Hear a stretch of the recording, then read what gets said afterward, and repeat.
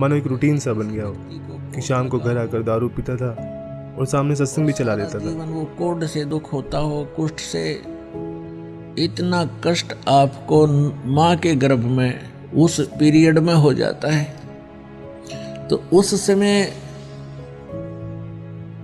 ये परमात्मा से बार बार प्रार्थना करता है, हे प्रभु, हे मालिक, एक बार इस नरक से निकाल दो।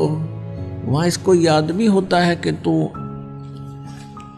ये कष्ट किस लिए भोग रहा है, उसको याद होता है उसमें कि मैंने पहले बहुत से मनुष्य जन्म प्राप्त किए, साधना की नहीं, और जिस कारण से 84 लाख योनियां भी भोगी, कुत्ते गधे सुअर के जीवन उसको खूब याद आते हैं। फिल्म चलती रहती है उसकी।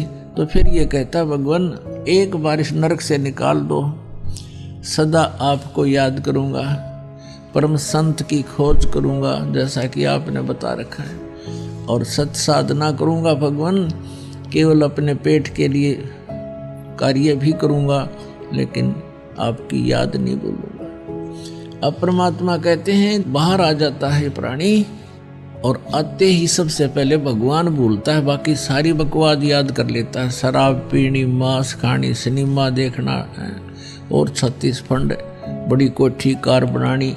तो कहते भगवान बोल कर सब कुछ याद कर लेता है ये। फिर परमात्मा ही याद दिलाने आते हैं उसको।